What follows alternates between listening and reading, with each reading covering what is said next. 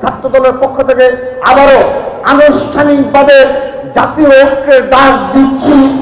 খুনি হাসিনা বিগত 15.5 বছর তরুণ প্রজন্মকে তার সকল মিডিয়ার মাধ্যমে বিভ্রান্ত করেছে।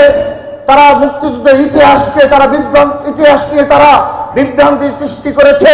সেজন্য আমরা আগামীর যে বাংলাদেশ বিনির্মাণ করব, সেই বিনির্মাণে যেন সোশ্যাল মিডিয়ায় কেউ অপতৎপরতায় লিপ্ত না হয়। জুলাই আগস্টের পরবর্তী বাস্তবতায় এখন আমরা শতভাগ নম্র ভদ্র বিনয়ীভাবে আমরা একটি সাম্য ও মানবিক বাংলাদেশ বিনির্মাণে নিরলস পরিশ্রম করে যাচ্ছি।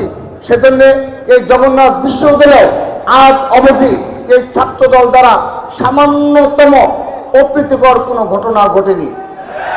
আপনারা লক্ষ্য করে দেখবেন, সাধারণ শিক্ষার্থীদের পাশে যেহেতু আমাদের নেতৃত্ব কিছুটা সিনিয়র নেতৃত্ব, কারণ এই ছাত্রলীগের বিরুদ্ধে টিকে থাকার জন্য আমার এই ছাত্রদলের ভাইরা তাদের জীবনের শিক্ষা জীবনকে বিসর্জন দিয়েছে, তারা ক্যাম্পাস জীবনকে বিসর্জন দিয়েছে, তারা ব্যক্তিগত জীবনকে বিসর্জন দিয়েছে। সেই ইতিহাস আপনারা ভুলে যাবেন না, ভুলে যাওয়া উচিত হবে না। তাহলে কখনোই সুন্দর সাম্য মানবিক বাংলাদেশ গড়ে তোলা সম্ভব হবে না।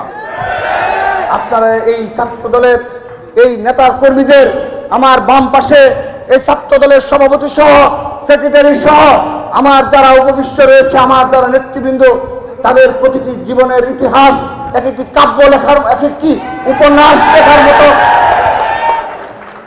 সেজন্য আপনারা সেগুলো ধারণ করবেন। তারা আপনাদের সহপাঠী ছিল, কিন্তু ফ্যাসিস্টের বিরুদ্ধে লড়াই সংগ্রাম করতে গিয়ে তাদের জীবনের সোনালী দিনগুলো বিসর্জন দিয়েছে। সেই সবার মতো অপরাপর ছাত্র সংগঠন যেভাবে বলেছেন, ছাত্র দলের পক্ষ থেকে আবারও আনুষ্ঠানিকভাবে জাতীয় ঐক্যের ডাক দিচ্ছি।